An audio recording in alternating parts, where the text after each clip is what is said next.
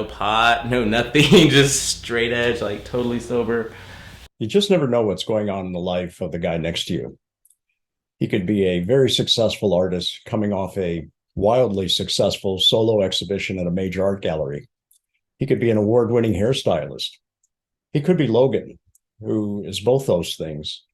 But at this point in life, when you look at him and you think, boy, that guy's got it all together, really going for him. Logan, like many of us, was going through his own things. I just turned 38, and I had been drinking a lot. I was pretty much that everyday drinker. But I was just drinking at home, so in my mind it was okay. I wasn't going out. I wasn't doing anything with anyone. I was just isolated, and I don't know. It must have been like a 3 week period or something like that. And I woke up. It was like a Sunday afternoon. I was off from work, and I looked in the mirror, and I was just so disappointed in what I saw. I was um, I was heartbroken that I'd let myself become this lush. I was literally a lush, and I just looked so bad because I felt so bad because I was going through some kind of emotional distress that I just didn't know how to handle. And that was probably, as people would say, their bottom, right? Like the rock bottom part. And at that point, I was like, okay, you just need to be sober. Like, you need to be completely sober. And so that started my 4 year sobriety journey. And it was hard. It was super hard. And, not 1 ounce of alcohol, no pot, no nothing, just straight edge, like totally sober for 4 years, over 4 years. Um, it was pretty interesting and amazing. That's when I started running. So I started doing marathons and half marathons, and you know, realized that I could really just be whatever it is that I wanted to be, So and that you, was not a drunk. so you literally, um, that that turning point moment was literally you looking in the mirror. Yes, and it was a harsh reality. I actually wish I'd taken pictures of myself because I like I can still see it clearly, just awful, awful, and I just felt like my whole body was just withering away.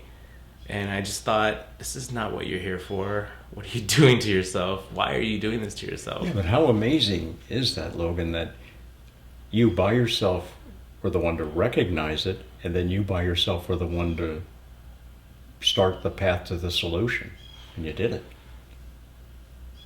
Oof. I mean, Again, I had started by myself, but you can't go through those things by yourself. And I'm a firm, strong believer that you need help, and it doesn't always have to be professional help. You need loved ones, people who are supportive. And when you're in recovery and you go through some programs, and you learn that for one, don't suffer in silence, and you had to change your people, places, and things. Those three things.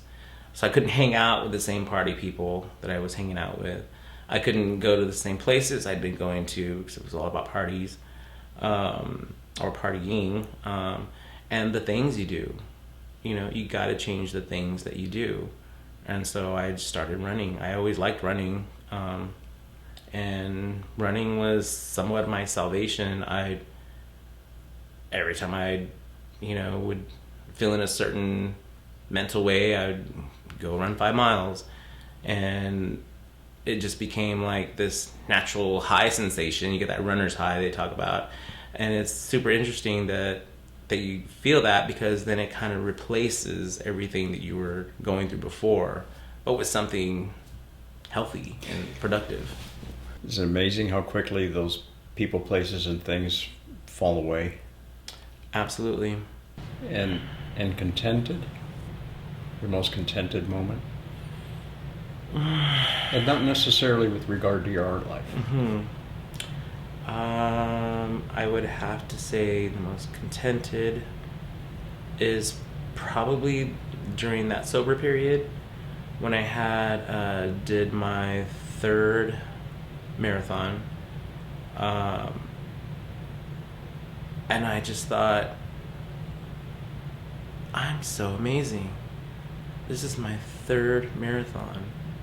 At that point, I had already done 7 halves, right? So I was like, let me move on from the half marathons. Let me try to do marathons.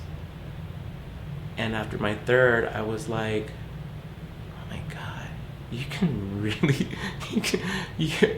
you're really proud of yourself. I was so content. I was so just, I literally was in that, I don't think it was like mile 17, and I still had several miles to go, but I was just like, if I died right now, I'd be perfectly fine. I'd have like a great life. This is so badass.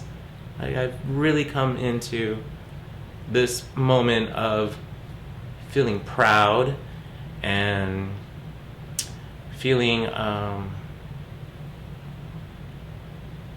feeling my worth, really feeling how valuable I was as a person. Yeah.